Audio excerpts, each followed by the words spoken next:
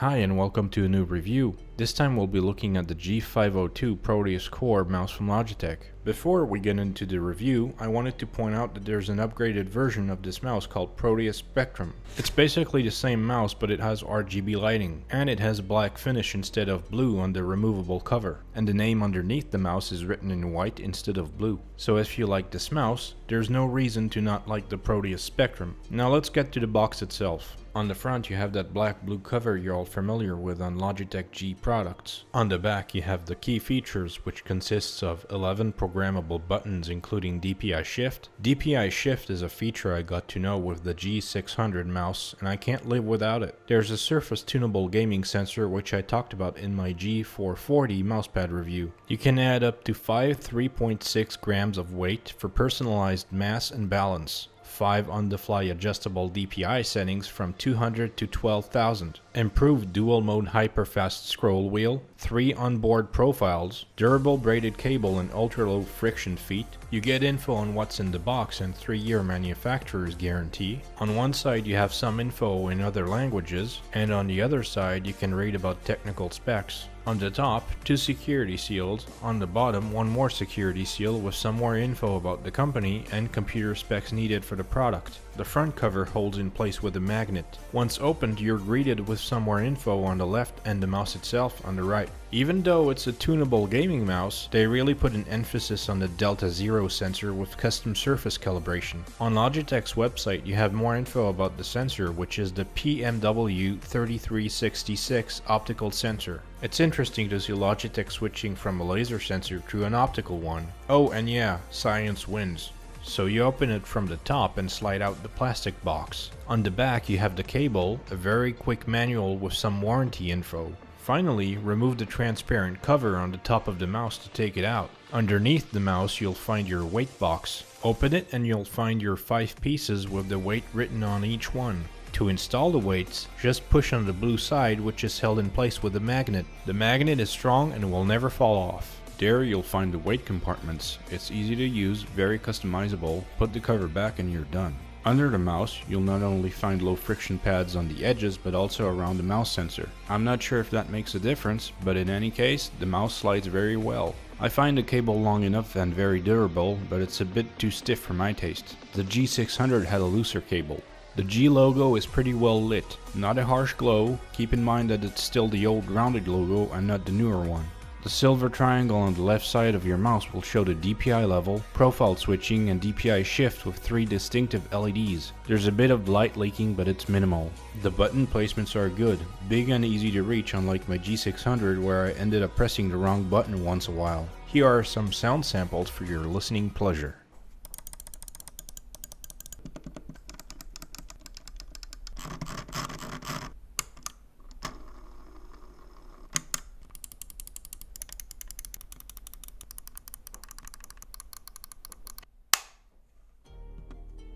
I love the scroll wheel. This is one thing I hated about the G600. Here we're back to a big metal piece that glides very nicely. That dual scroll wheel button is just behind the wheel. Pushing the wheel to the sides gives you a satisfying click. The pressure needed is well balanced. Now for the mouse texture, the top and front are made of soft plastic. The sides have rubber with some rugged texture design on the left and even more pronounced texture on the right. I'm not saying it feels bad, but it's gonna be a pain to clean. The back of the mouse has a dent with some shiny plastic going through, which I'm not a fan of. In general, there's a lot going on. Hard edge buttons, lots of small areas and spaces. Yes, cleaning is definitely gonna be the fun part. After using it for some time now, there's a tiny piece of paint coming off the right mouse click.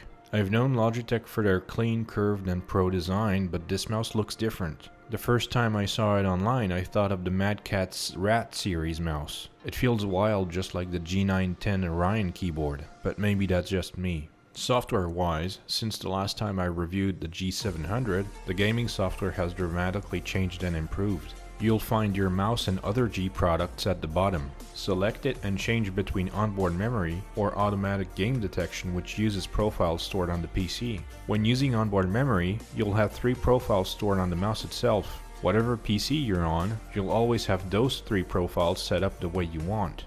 The first tab is for customizing buttons and pointer settings. When using auto game detection, you'll get buttons and pointer settings in two separate tabs, with a lot more customizable options for buttons and profiles, which can be configured depending on each game or software.